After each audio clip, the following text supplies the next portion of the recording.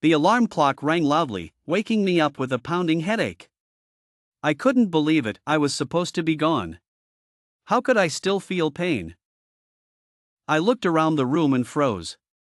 There, sleeping peacefully in the corner, was my daughter, Emily. My breath caught in my throat. My baby was alive. Mom, is it time for school? I held my breath, afraid to respond. In the past, answering her questions had always made these visions disappear. A warm little hand touched my forehead. Emily's voice broke through my fear. Mom, do you still have a fever? Should I stay home and take care of you today? I lunged at her, tears streaming down my face. I was back to the time when Emily was alive. Mom.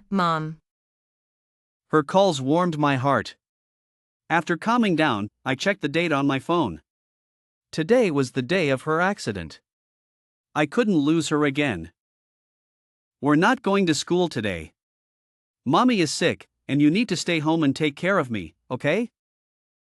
Okay, Mom. I called the school to excuse her absence. Fear gripped me, I couldn't let her out of my sight. In my previous life, a fever had kept me in bed, and Emily went to school alone, only to be hit by a car. I took out my phone and called John, my husband, to come home and help. I have clients to deal with these 2 days. I can't come back. I'm too sick to get out of bed, and Emily has no one to take care of her. Please come back. Just take her to school and then see a doctor yourself. I'm working hard every day to buy a house sooner. Buying a house, that's always your excuse. Our child is 8 years old, where is this house you keep talking about? The phone call ended abruptly. My past life had been full of his lies. He never cared about us. After taking some fever medicine, I felt better. We had breakfast, and I wanted to play Emily's favorite cartoon, but she picked up a book instead. Emily was unusually well behaved. Watching her, my past despair faded away. But as the time of her accident approached, my unease grew stronger. I went into the kitchen to distract myself.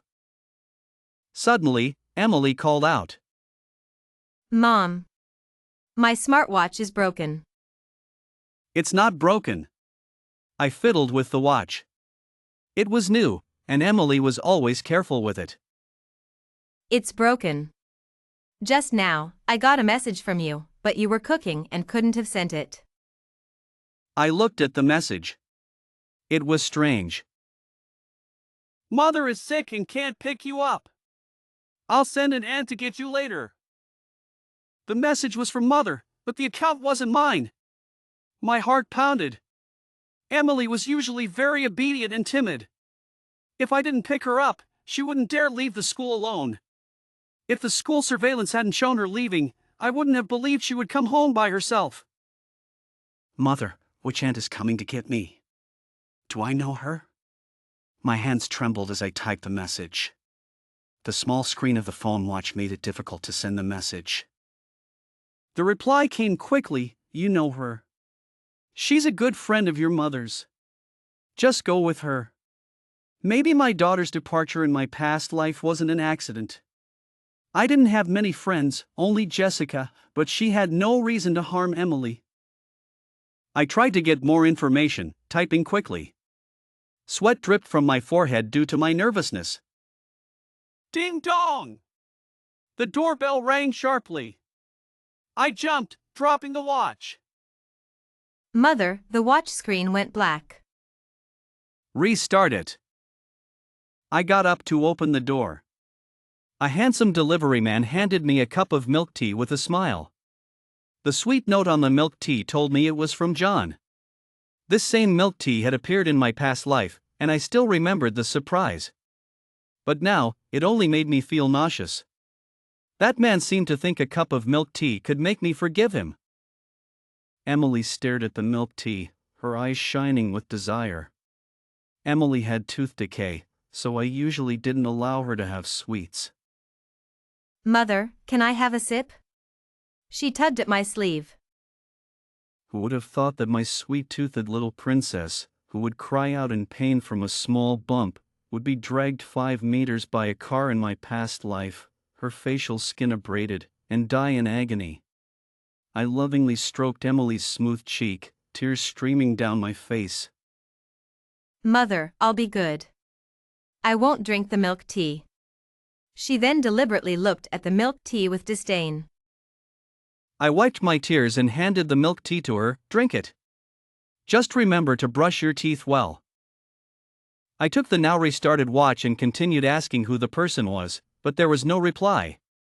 I felt like a trapped animal, sensing enemies everywhere. Mother, let's drink together. Her offer of the milk tea calmed me down a bit. After we finished the milk tea, there was still no reply, and the time for school dismissal was approaching. Emily became drowsy after drinking the milk tea. After putting her to bed, I felt extremely sleepy and wanted to nap with her. Ding dong! The phone watch notification sounded again. I should have been excited, but I felt weak and my mind was foggy. My eyelids felt heavy, as if weighed down by scales, and I couldn't keep them open. During my unconsciousness, I had a terrible dream. My daughter's face, covered in blood, kept appearing before me, and the white princess dress I had helped her put on was stained with blood. Sarah. I suddenly opened my eyes and met a pair of concerned eyes. Did you have a nightmare? John gently wiped the cold sweat from my forehead. Where's Emily? I grabbed John's arm and shook it continuously. She's at school, of course. I think you're confused from being sick. She'll be out of school soon, and I'll go pick her up. Didn't Emily take a day off to rest today? I think you're confused from being sick. She's fine. Why would she take a day off? Remembering the memories from my past life, I distanced myself from him without showing it. Although he hadn't done anything to me yet, I still felt disgusted when I saw him. Once I got my bearings, I would definitely divorce this man. Let me check my phone. I took out my phone and checked the messages I had sent to the teacher, but there were no messages about taking a day off. I quickly called Emily's homeroom teacher. Is Emily at school today? Yes, she is. I then asked in the class group if Emily had gone to school, and several parents told me that John had taken her to school. I need to ask more. But John took my phone away. I think you're confused from being sick. Get some rest. What was going on? Had I been reborn again? I checked my phone. It was June 6th, my day of hell, but I clearly remembered that John hadn't come back that day. Daughter is about to be out of school. I'll go pick her up. I'll go. You need to rest. John gently pushed me back onto the bed. As the time for school dismissal approached, my head grew heavier, and I had no choice but to let John pick up our child. After John left, the house was eerily quiet. I felt extremely weak, and my mind seemed to be urging me to sleep. But every time I closed my eyes, my daughter's bloodied face flashed before me. I kept recalling the scene before I lost consciousness, and the sense of unease grew stronger. I dragged my tired body into the kitchen. It was spotless, with no trace of the meal I had been preparing.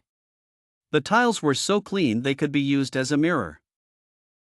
It was too clean, not even a speck of grease in the corners. The white floor tiles looked freshly waxed. To save money, I often took on part-time jobs online, so I kept the house as clean as I could manage. I found a piece of wire and poked around under the cabinet. When a few fresh peas rolled out, my scalp tingled.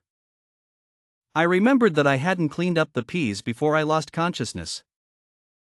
I rushed into the bedroom and started searching frantically, like a dog, for any evidence that my daughter had spent the day with me on June 6. There was nothing, absolutely nothing.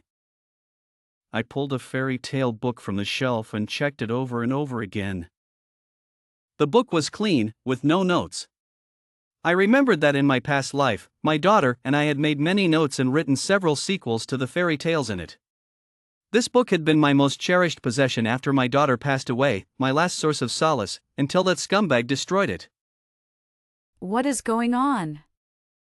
My head hurt terribly, and I was desperate to figure everything out. Right, my daughter.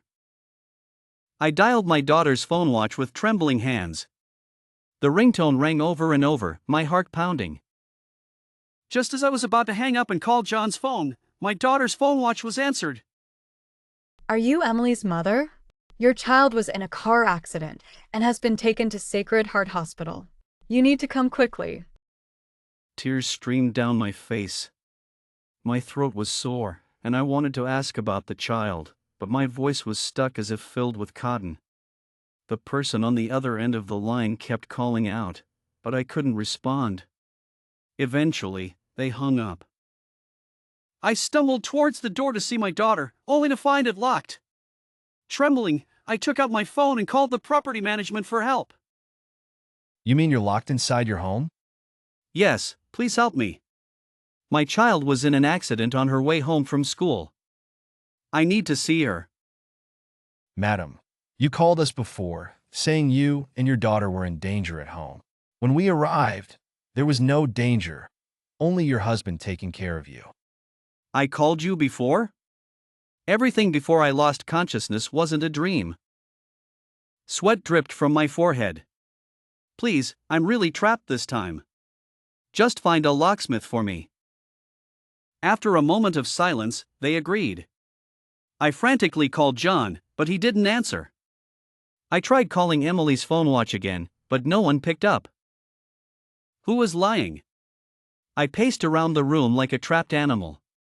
As time passed, more details in the room confirmed that I had indeed spent a day with my daughter after my rebirth. But why would John lie? And why would the teachers and parents help him? With only a day of rebirth, I had little information to use.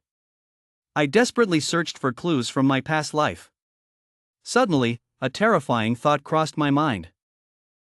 In my past life, I fainted upon seeing Emily's injured body. When I woke up, John had locked me in a basement, taken my phone, and forbidden me from attending her memorial service.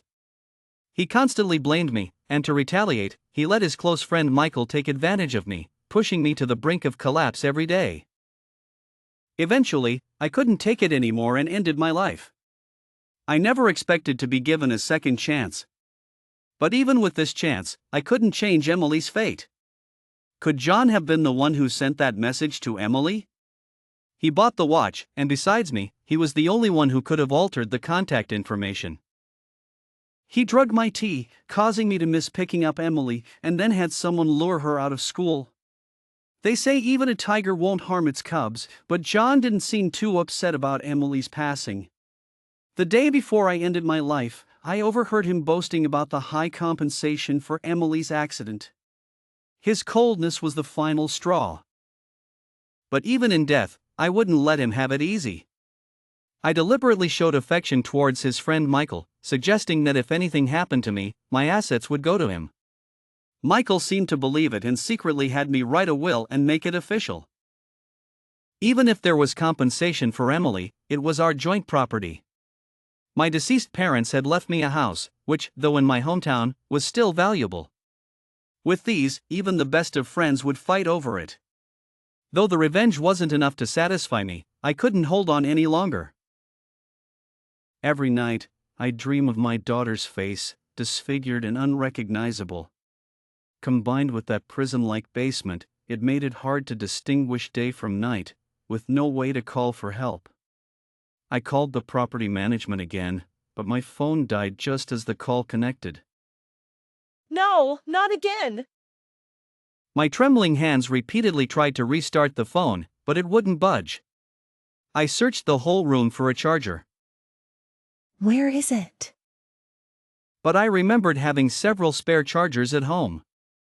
My throbbing head made my vision blur, and when I came to, I found a kitchen knife poised over my wrist.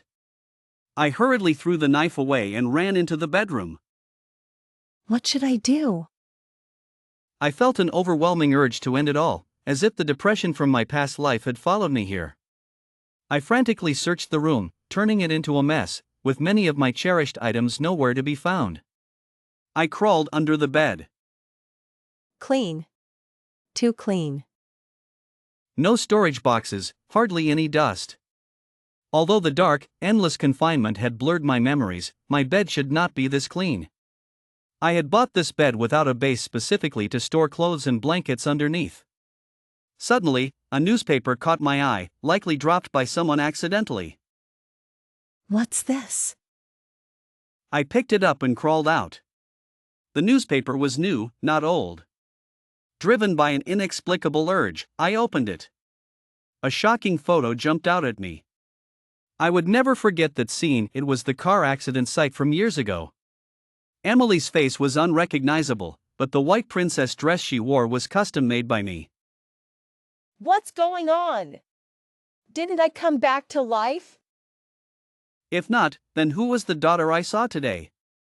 I read the newspaper word by word, horrified to find it was today's paper. No, what's happening? I pulled at my hair, my brain feeling like it was about to explode. No, my Emily didn't have an accident. She didn't go to school today. This is all a lie. I muttered to myself like a madwoman. The teacher said she went to school today. So many parents in the group can't all be lying. I walked into the kitchen like a ghost, picking up the knife. The knife was sharp, reflecting a haggard face. Is this me? Suppressing my fear, I walked into the bathroom with the knife. The mirror was gone. The bathroom mirror had been removed. I suddenly realized my second-hand vanity was also missing. The real owner of this room seemed to not want me to see myself. It didn't matter. I couldn't leave anyway. I had bought the most expensive security door for safety, which had now become my prison. Was the girl I saw today really Emily, or was it an illusion? My so-called husband had taken me for a checkup after Emily's incident. Depression. I was diagnosed with severe depression and delusions. I didn't know what he was thinking, hurting me to worsen my condition while fearing I might end it all, constantly guarding against me. If it weren't for his good friend's kind offer of poison, I might not have been able to end it. But what was this all about? I didn't understand his intentions. I only knew my Emily was truly gone.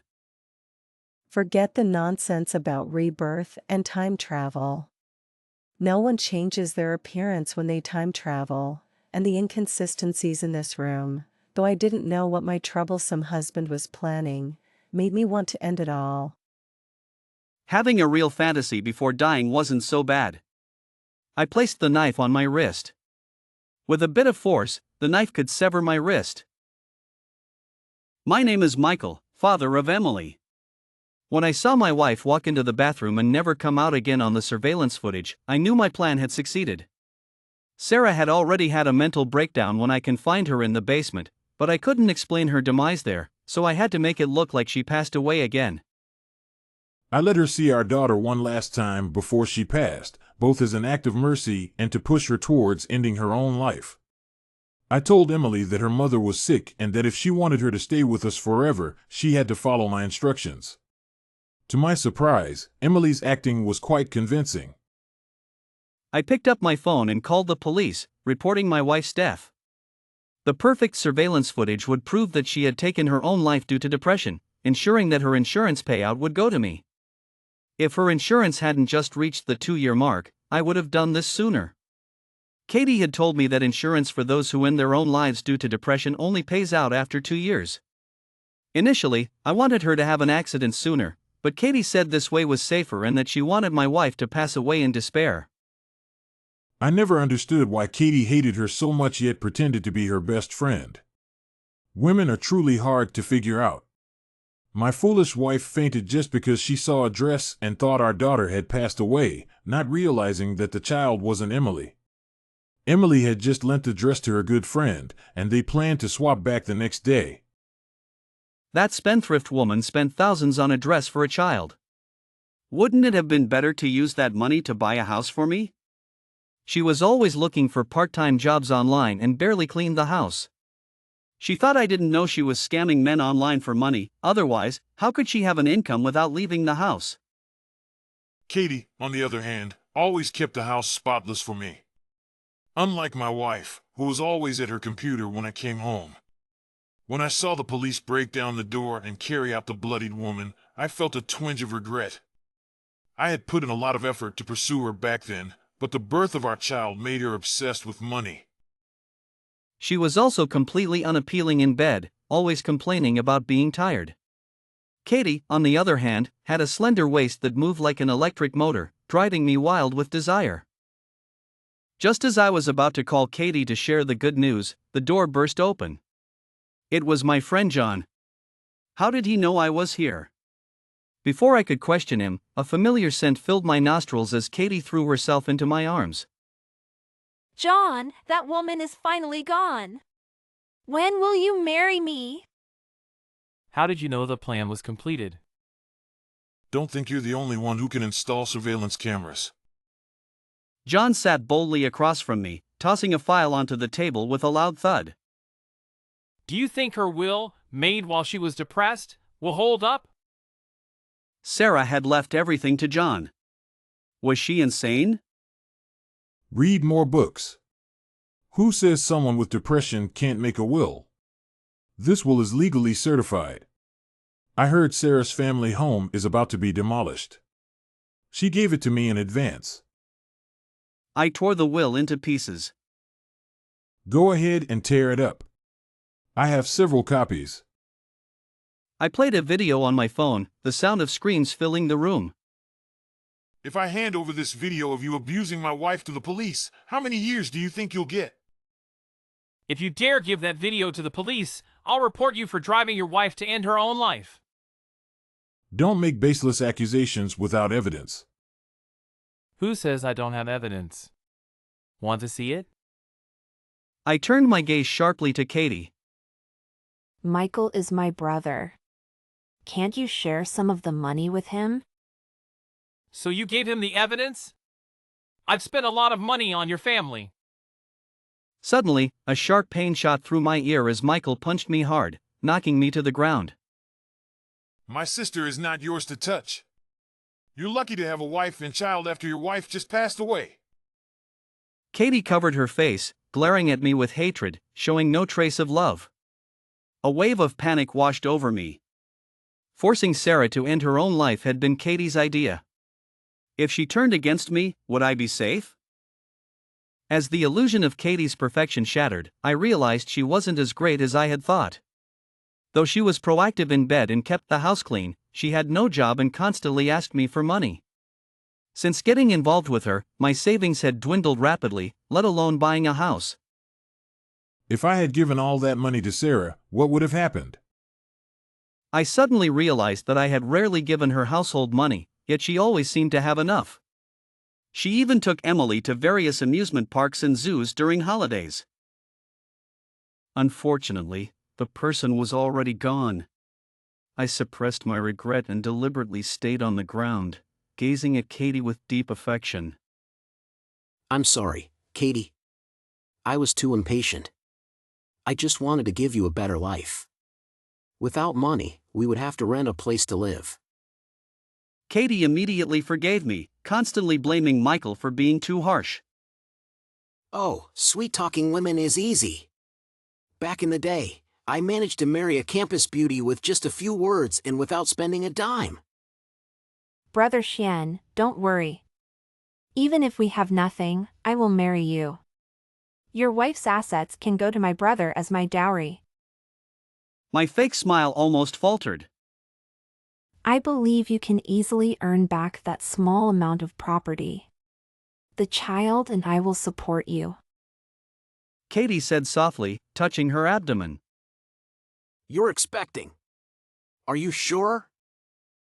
Katie proudly took out a test result. Of course, you're going to be a father. A wave of anger spread through me. Katie had betrayed me. That child couldn't be mine.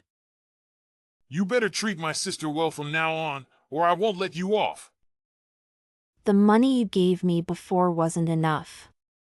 Now with me and the baby, you need to work harder. The monthly household expenses should be at least 3 times what they are now. If you marry my sister, the dowry can't be less than 200,000. Your wife's inheritance doesn't count, that's rightfully mine.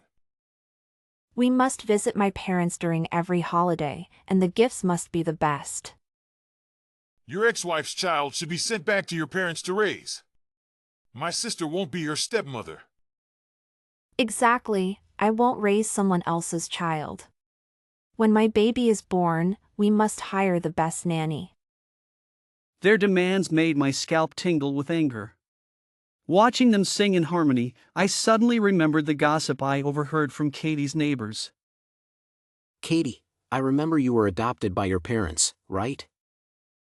I looked at the two of them, who were almost glued together, and suddenly understood. Although I was adopted, my brother and parents treat me as family. I finally understood why I always saw Michael at my house when I came home from work. Oh. I'll consider everything you said. I poured them each a glass of water. After talking for so long, they were both thirsty and drank the water in one gulp. Why do I feel sleepy? Katie staggered. Michael's face changed, and he threw the cup at me. You drugged us. I easily dodged the cup and took out his phone from his pocket. Yes.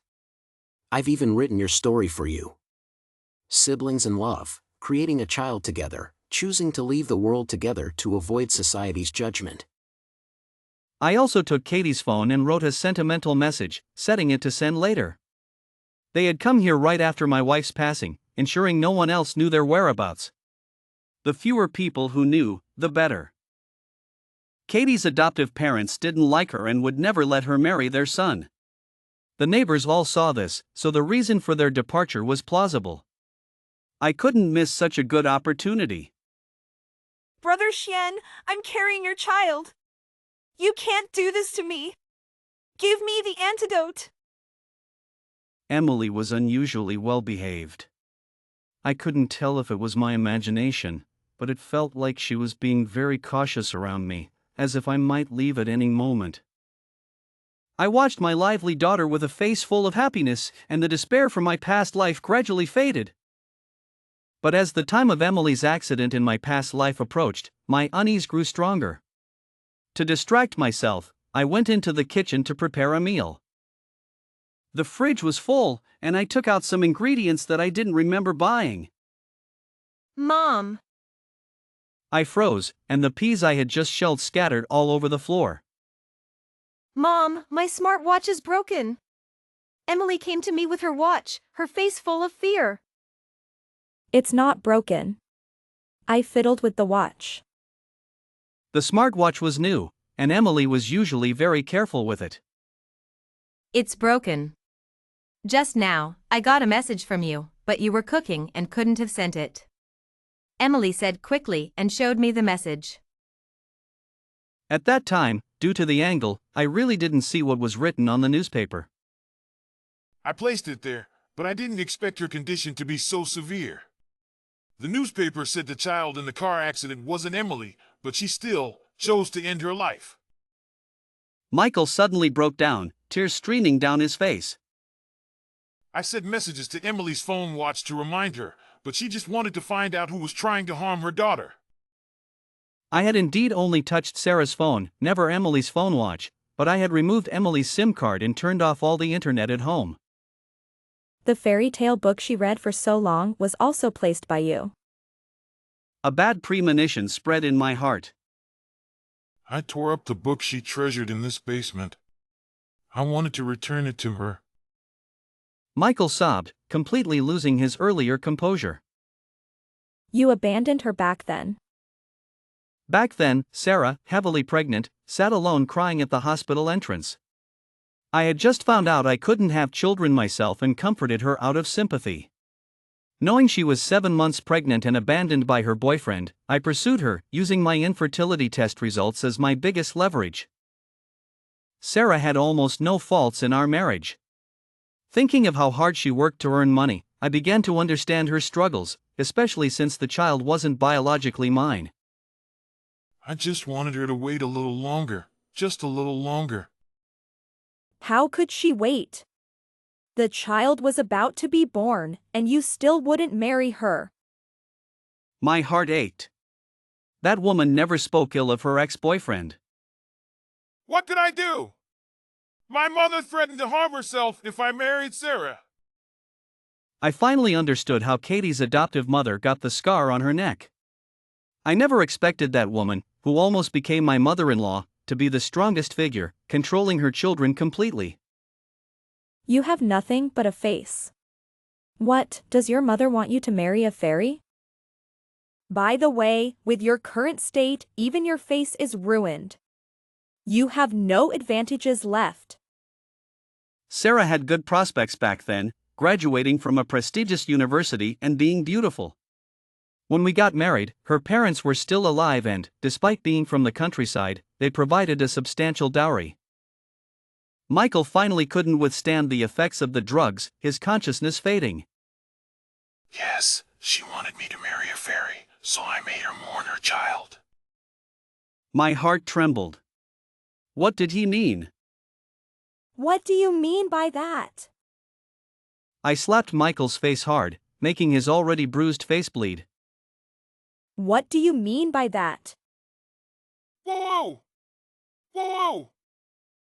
As the sound of sirens approached, my hand holding the lighter shook violently. I grabbed the utility knife I carried and stabbed Michael's hand forcefully. He cried out in pain, slowly waking up. Did you call the police? No. I set it to send a timed message. It's not time yet. He's a madman. I dropped the lighter and tried to rush out, but as soon as I left the basement, I was surrounded by police. I saw a slender figure among the police and broke into a big smile. Hi. Honey, did you come to pick me up? It's great, Sarah didn't die. I knew she bled too much that day, too much to be real. People don't have that much blood. I remembered we had several bottles of acrylic paint and ointment at home. Those blood stains must have been made with those. After that day, I was taken to the police station, along with Katie and Michael. Katie was released on bail shortly after being arrested because she was pregnant. That's when I found out that Katie's child wasn't Michael's. That kind of woman, whom I once cherished, now disgusted me every time I thought of her. The only comforting thing was that Katie had poor judgment. The man she was with didn't work and expected Katie to support the family. Katie, with no skills, could only resort to the oldest profession, commonly known as a lady of the night. In prison, I missed Sarah terribly. Knowing her as I did, I realized we had no future together. Some people are like air, only when they completely disappear do you realize their value. People should cherish those around them, but I understood this too late. The end.